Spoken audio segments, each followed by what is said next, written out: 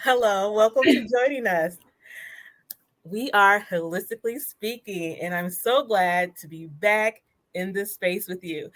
I am Reynolda Jones. I am the CEO and therapist of A Solution B, which is a holistic mental health private practice located in Grand Rapids, Michigan. And I specialize working with women who are struggling with anxiety, stress, and trauma. And I use a fusion of different holistic approaches like nutrition and environmental wellness. So thank you for being here with me today. All right, so I'll go ahead and introduce myself. I'm Sheila. I am an occupational therapist based out of California.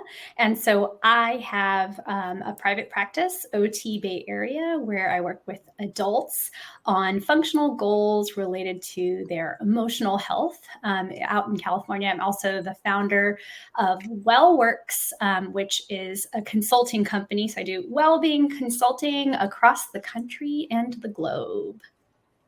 How about you, Dr. Catherine? I'm just, hanging out with these two wonderful ladies who have so much good going on. This is Dr. Catherine Jackson. I'm a licensed clinical psychologist, and I am the owner and founder of Optimal Neuro Holistic Services. Like these two beautiful and extremely smart women, my practice is a holistic practice, and it's brain-based. So all of my services focus around that.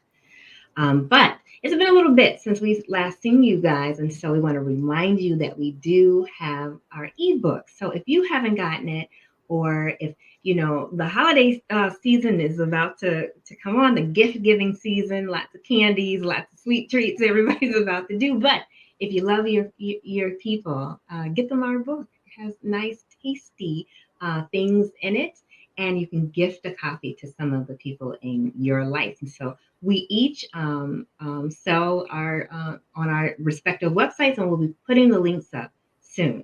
So, yeah, we'll be putting the links in the comment section, and you'll see it come across the screen soon.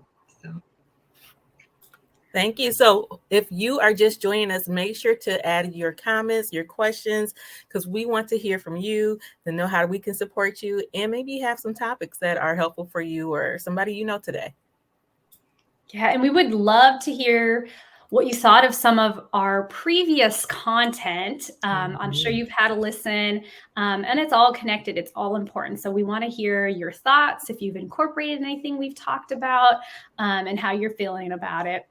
So today we are going to talk about elimination, and there is a lot involved with elimination. I know I haven't even mentioned exactly what it is yet, but I was going to ask if some of this makes some of us here uncomfortable. It definitely makes a lot of people uncomfortable talking about poop, but it's very, very important. So elimination covers a lot of things. So it is the food that you put in your body. So things like eliminating things that you might possibly be allergic to, things that might affect your mood in a negative way or your energy level, bringing it down. So we're going to be talking about eliminating foods from your diet. We are also going to be talking about poop. So raise your hand if poop makes you a little bit uncomfortable talking about it. I don't see hands, but I see some giggles. There we go. Yeah. All right. So that's what we're going to be talking about today. So I know that it's important. I pay a lot of attention to my own poop, and I think it's so important for us to look back. When you go to the restroom, we're gonna be like I'm gonna be laughing about it because I'm a big goof. But the truth of the matter is that when we look behind us, once we actually go to the restroom, it can tell us a lot of information because the color of the poop, the the texture and how it comes out, and even sometimes when something is truly happening, some people have blood in their stool, and you need to know that information, and that goes to a higher level of intervention when we're talking about elimination. Also, when we think about elimination, we want to make sure we're eliminating the foods that's gonna make going rougher or make us feel worse or causing some of those allergens. But I know, Sheila, you've done so much around poop just in the nature of what you do for a living. So it would really be this. I think this is a really good time to talk about the Bristol. I always say it wrong. Bristol stool chart. I would just call it the poop chart, right? Yeah. But the Bristol stool chart. So I Yeah. think everybody's going to be really enlightened. So if you don't listen to anything else that we say, pay good attention to what Sheila is saying right now. Yeah. Anything else that we say, pay good attention to what Sheila is saying right now. Yeah. And just like Dr. Catherine said, elimination, your bowel movements, it starts at what you put into your body. Oops, that's all Right? right. It starts with what you put into your body and what you're choosing not to put into your body, all the way to how you're having your bowel movements, like how you're seated, how long you're seated, all of that stuff. And so the Bristol stool chart is just a guide that can help you understand what's going on. We're not going to get into the specifics of it. We're not going to put a diagram up or anything, but just so you know it exists, it's called the Bristol stool chart, and that might help you. So something that I do in my practice is I actually have in my food and mood journal, there's actually a poop log. And it has the visual of the Bristol stool chart. And I also use an app in my practice. And in that app, you actually describe your stool. So just like Dr. Catherine said, the Bristol stool chart has images and it describes, it gives it a number. And so that's something you can have a conversation with your healthcare providers with. Noticing changes in your stool is important. Things like medication, whether you're hydrating or not. Again, the food that you're putting in your body. Things like stress. All of these things affect your bowel movements, what they look like. So again, whether you're constipated or whether you're having excessive bowel movements, these are all things to pay attention to and talk to your healthcare providers about, because it usually is an indication of what's going on with your overall health. Absolutely. So, like Sheila said, you can not just by looking at it, but how long you're on the toilet. If you're on, the toilet for 30 minutes, an hour, and it's difficult to push out, that says a lot about what's going on or that's not so healthy. So we're not medical providers. We do not give medical advice, but we are educating all of our viewers today on topics that are important. Because again, we're human and we do all have to eliminate. I know in my office, I work, like I said, specialize working with women. And sometimes that's like a taboo topic because, as women, we want to be cute. This is we don't, but you're not too cute to eliminate stool.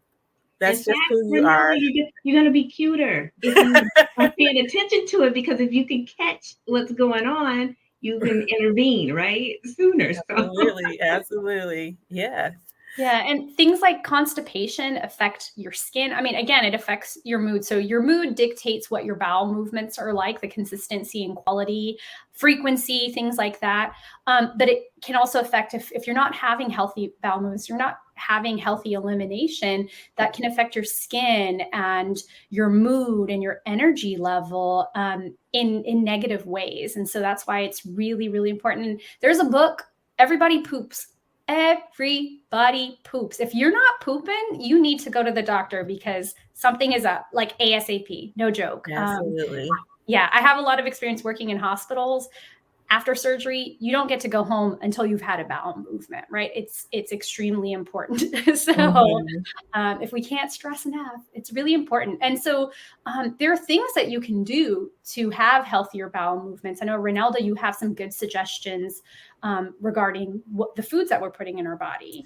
Right. So I like to focus on how we can add things to our lives, and adding more whole foods. Again, that's food that is as close to its natural state as possible, that's been less processed, less preservatives. If you can increase those in your life, then that usually can help a long way. For instance, let's say you eat something hardly with any vegetables or leafy greens. Well, maybe you can have that same dish, but let's try adding some lettuce or some cabbage or pickle, something that basic can actually make a difference. And I also want to add too, though, depending on the time of the month, especially for the ladies, hormonal changes can also change your bowel movements. So these things are telling us a lot about our body. And also, again, it adds fiber, which actually helps to eliminate things a little easier, and have less time on the toilet. So, yeah. And I just want to say, I love that with elimination, you're adding things, right? So that's really important. Things, you'll hear the words prebiotics and probiotics. And so what you were saying, Renelda, those are prebiotics, high fiber foods, things like probiotics or fermented foods, things that help you digest. And the elimination part, cutting stuff out, it's not about punishment. If you are doing something called an elimination diet, which again, we are not giving medical advice here. This is something that you would be working with your physician on. If you are, say, for example, trying to figure out if you might have a food allergy, that's one way to do it. And again, this is with the guidance of a doctor. We're not telling you to do this, but that is part of the elimination process. And we definitely want to recommend that you're working with a healthcare professional on it. And so there are things that you can add to benefit. And then there are things that you can remove, again, under the guidance of a healthcare professional to see if there are things that actually your body might be reacting to in a negative way. Yeah. And so there's so much that we could say about elimination, but we all talk about it. And Renelda, some of my patients actually bring it in first. So I think that works for me instead of I have to chase them to talk about it. And so that's always nice when they bring it up first and we can go from there.